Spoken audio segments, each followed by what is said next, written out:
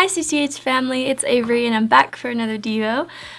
Today we're going to be in Daniel chapter 7, and yeah, let's just jump right into it. I won't be reading the whole chapter for time's sake, but I'm just going to summarize a couple verses.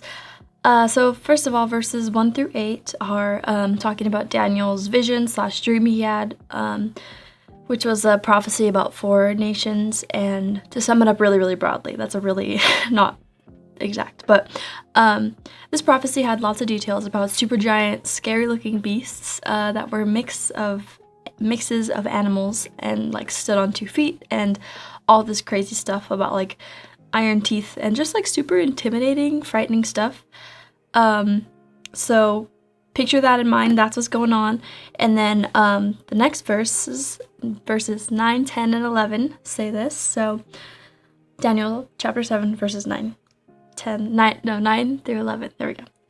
I watched till thrones were put in place, and the Ancient of Days was seated. His garment was white as snow, and the hair of his head was like pure wool.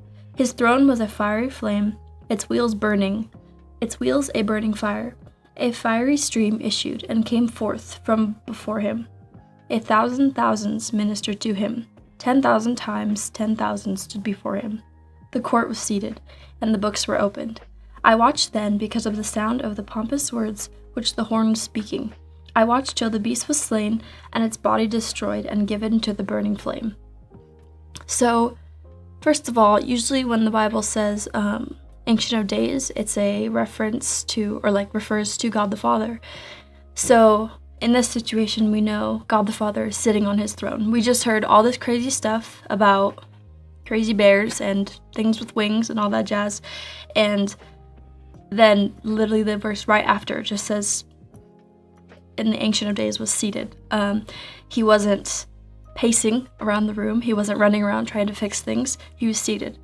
And then here in verse 12, better. As for the rest of the beasts, they had their dominion taken away, yet their lives were prolonged for a season and a time.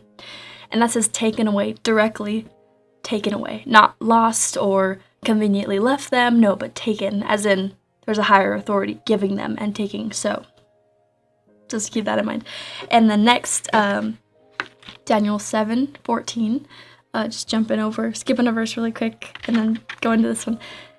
Then to him was given dominion, him, Jesus, and glory and a kingdom, that all peoples, nations, and languages should serve him. His dominion is an everlasting dominion, which shall not pass away, and his kingdom, the one, which shall not be destroyed.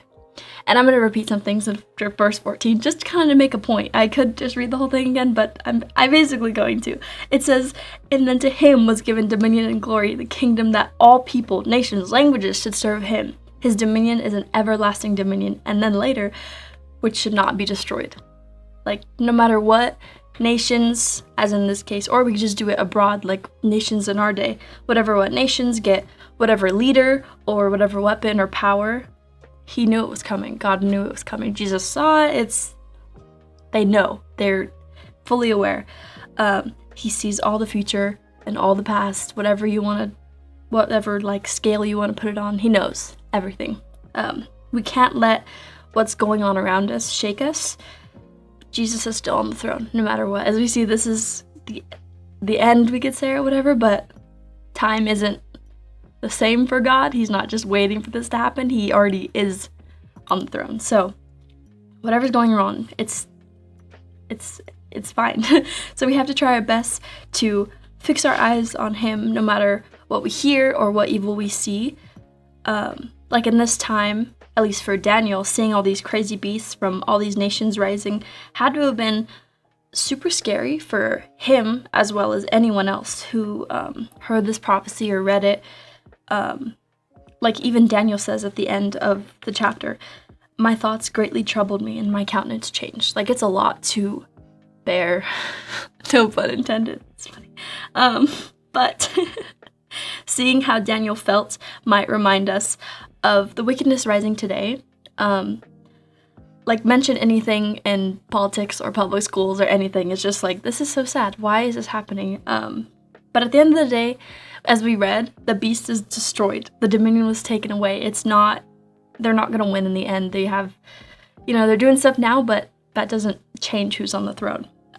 We just need to put our hope and trust in his word, opposed to walking by sight. So with that, I thank you guys for your time, and I'll see you guys next time. Bye.